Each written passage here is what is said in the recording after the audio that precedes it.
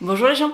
J'étais partie pour vous faire une petite vidéo impro autour de avoir le temps ou prendre le temps.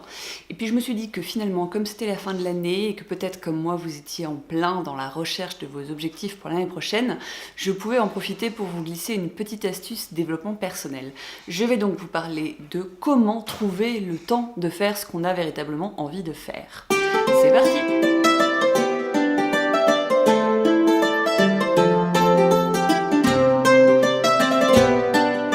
Alors pourquoi cette réflexion, jeunesse de cette réflexion?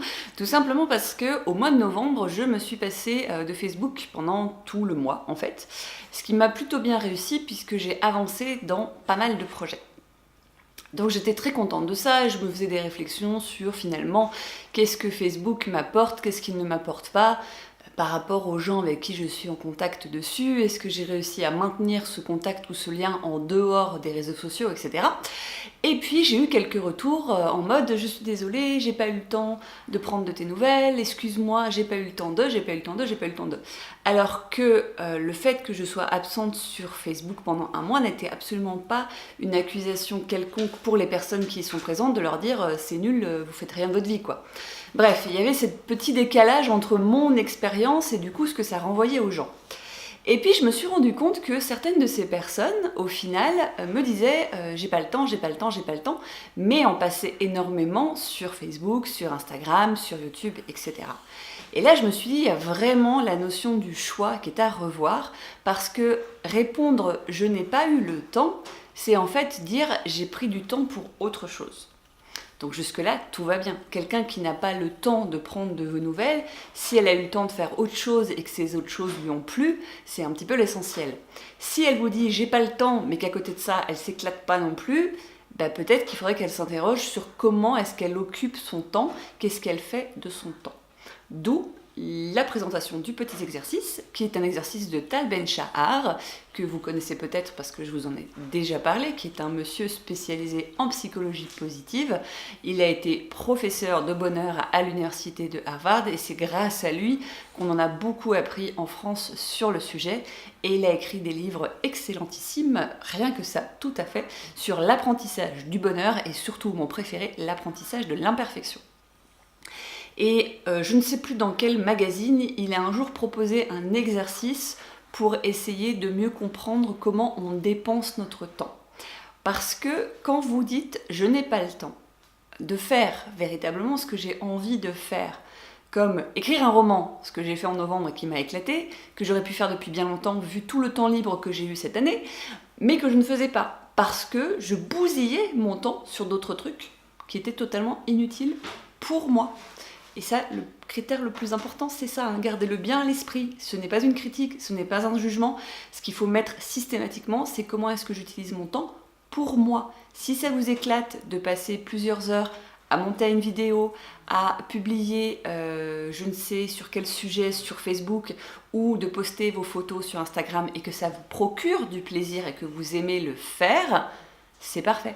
Si vous le faites parce que c'est à la mode, parce qu'il faut, parce qu'on va vous oublier, parce que derrière il y a une peur liée au rejet, à l'abandon, au fait d'être différent peut-être, ce genre de choses, alors à mon avis il y a un petit peu de taf. Voilà, moi je ne fais que soulever un petit peu les pierres pour voir ce qu'il y a en dessous, vous en faites ce que vous voulez.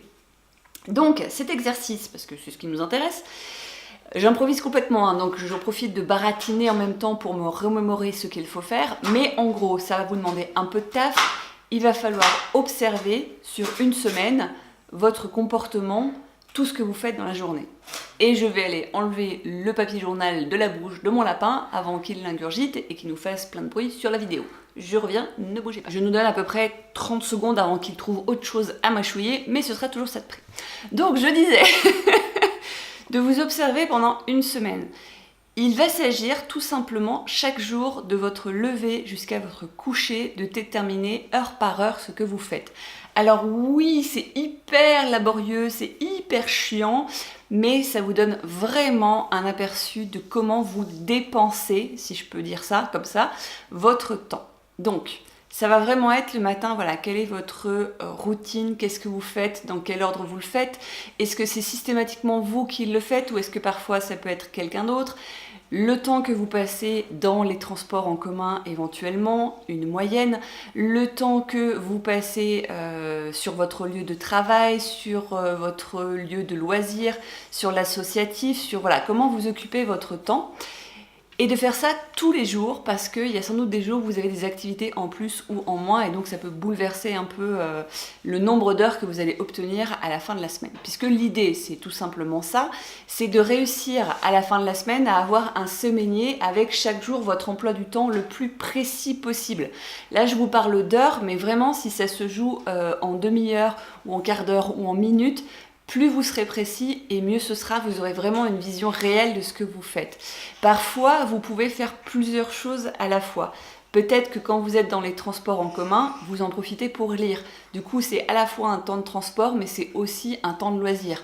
Sauf si ce que vous êtes en train de lire, c'est un bouquin que vous deviez lire pour la fac, ou que vous êtes en train de préparer un compte-rendu pour le boulot parce que vous êtes à la bourre, enfin voilà, vous comprenez l'idée. Une fois que vous avez cette feuille avec chaque jour votre détail, vous prenez plein de crayons de couleurs, de feutres, de stabilo, de ce que vous voulez, et vous essayez de regrouper ces différentes activités en items.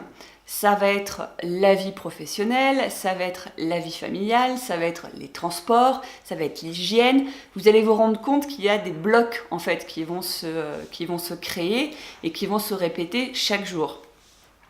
Ensuite, vous allez faire une moyenne pour vous rendre compte de combien de temps vous passez sur chaque activité. Et ça va vous permettre de vous rendre compte de tout ce que vous ne faites pas et que vous aimeriez pouvoir faire. À partir de là, à vous de choisir. Est-ce que ça vaut vraiment le coup de passer tant de temps sur tel ou tel réseau chaque jour ou chaque semaine? Est-ce que vous ne pourriez pas diminuer ce temps pour en dégager, pour faire quelque chose que vous avez vraiment envie de faire et que vous reportez parce que je n'ai pas le temps? Personnellement, pendant ce mois de novembre, j'ai eu moins de nouvelles de pas mal de personnes, bien évidemment, parce qu'elles ne postent que sur les réseaux, donc n'y étant pas, je n'avais plus de nouvelles. Donc j'ai trouvé ça un peu dommage, mais les fois où on avait du contact, on était vraiment à deux, on créait du lien. Je vais vous donner un exemple tout bête. Je suis allée à Berlin, donc avec mon chéri, on a passé un week-end là-bas. Et je sais que beaucoup de personnes font le choix de systématiquement, tout au long de leur voyage, de poster leurs photos en direct, ou alors quand elles rentrent, hop, elles mettent un bloc entier de photos sur Facebook. Et bien pendant mon voyage, en fait, j'ai fait beaucoup moins de photos que d'habitude, mais j'étais beaucoup plus en présence avec mon homme à observer véritablement ce qui se passait. Et Berlin se prête véritablement à ça, parce que quand vous observez du street art, le prendre en photo, vous perdez toute la dimension qu'il y a par rapport au mur, par rapport à la hauteur, aux profondeurs, etc. En plus, en n'étant pas du tout une photographe professionnelle, je prends des photos bateau, et du coup, souvent, quand j'observais des paysages, ou quand j'observais de l'art, quand je le prenais en photo pour m'en souvenir, une fois que je regardais la photo, je l'effaçais parce que ça n'avait rien à voir avec l'émotion que je ressentais au moment où je la regardais. J'ai également fait le choix d'envoyer une seule de ces photos par SMS à une copine, parce que je sais qu'elle est sensible au street art. Si j'étais rentrée et que j'avais balancé toutes mes photos, elle aurait sans doute liké ces photos parce que effectivement ça lui aurait plu. Mais là, on a vraiment créé du lien. Ça peut vous paraître complètement débile ce que je vous dis, c'est peut-être le cas, mais en tout cas, moi j'ai remarqué que cette façon de fonctionner me correspondait beaucoup plus en termes de valeur. Donc il y a des gens qui m'ont manqué pendant tout ce mois de novembre, effectivement. J'ai pensé à eux, j'ai essayé de leur envoyer des SMS quand je le pouvais. Parfois, moi aussi, j'ai zappé. Je n'ai pas eu le temps, je n'ai pas pris le temps, ou je n'avais pas l'énergie pour le faire à ce moment-là. Donc j'ai choisi de me reposer plutôt que de le faire. Mais je crois qu'il faut véritablement essayer le moins possible d'utiliser cette notion de « je n'ai pas le temps », mais de choisir de prendre le temps de faire telle ou telle chose. Voilà. C'était un peu ma réflexion du moment. C'est un peu une vidéo impro finalement quand même. C'est peut-être complètement bateau, mais moi en tout cas, je m'étais un petit peu éloignée de tout ça. Et ce mois de novembre, plus cette réflexion que j'ai entendue assez souvent quand je me suis repointée en disant « Coucou, c'est moi !»